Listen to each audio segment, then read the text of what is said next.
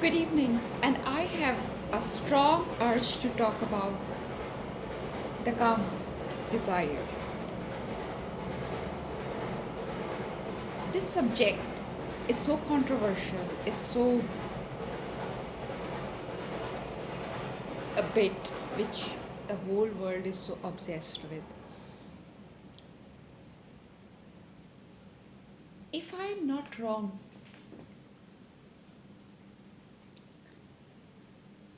if it is seen as a cheap version, it has a very distinct way of being looked at. If it is looked in terms of modern phrases, OTT language, or the way the relationships are made nowadays, the so called one night stands and without strings, blah blah blah. Then these are few forms. And I recently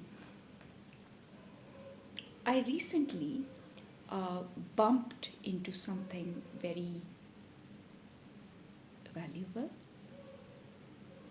very insightful, and actually gave me it didn't give me, it actually offered me that ultimate freedom, the ultimate joy of like feeling eureka. I had no idea that so much was being intellectually analyzed about this karma, the desire. Literature definitely existed, and even some of my few favorite writers, they have done their bit in writing versions of this theory in their story formats, in their memoirs, or as their white paper lectures. So I have thoroughly browsed through them. But as a woman, if you ask me if I agree with the subject, yeah, I'm asking if I agree with the subject. Of course, I agree with the subject, and I think everybody in the universe agrees with the subject because it's not something undercover. It's like we see the results, right? We see so much of result actually. But at the same time, we also see a lot of frustration, a lot of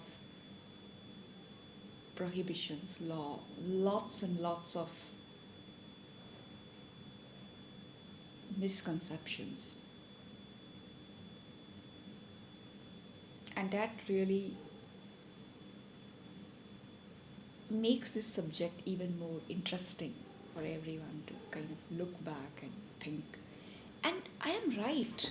I mean, I met a very famous author today and who has penned down a memoir and, in fact, a trilogy. And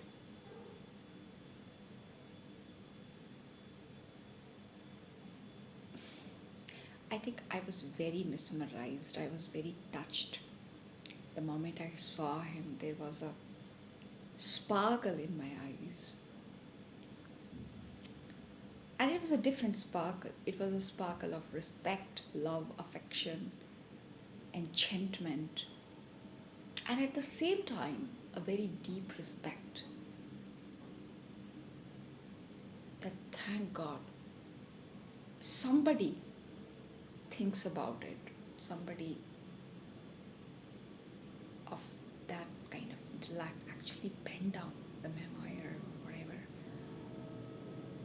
And when this person, this author, talks about the karma, the desire, he talks it in terms of Upanishads, the the ancient literature, the scripture, that makes it all the more challenging. And I don't know. Sometimes I feel like, sometimes yes,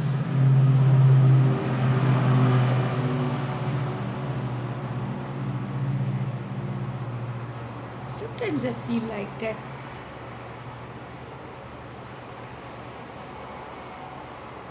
what a beautiful world I live into. What a beautiful world these people make, create,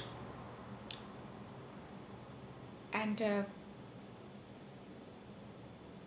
would I barter my life for anything else? I doubt. I doubt.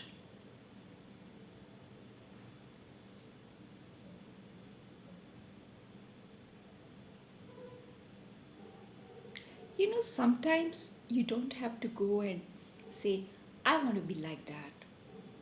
Sometimes you can also say, I love that person. I love the way he thinks. I love the way he writes. I love the intellect he has.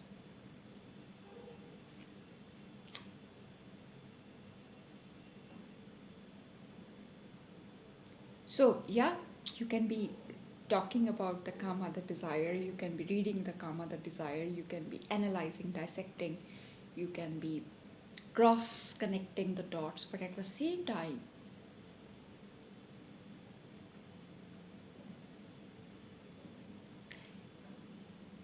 some thought provoking writing could have driven you to a point where you say, oh my god, somebody was thinking like that, somebody has actually captured those notes.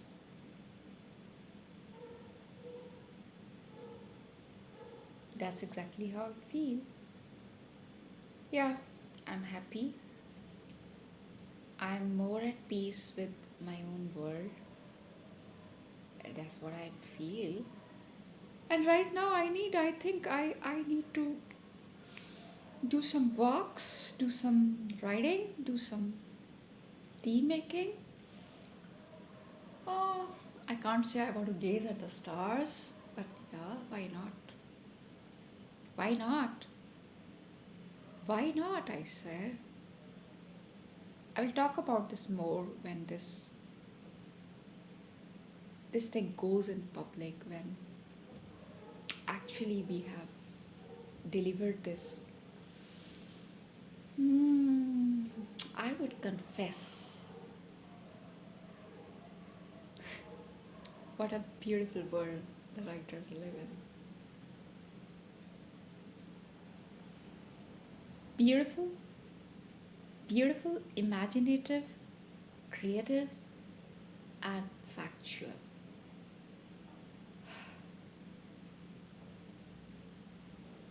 See, I have much love.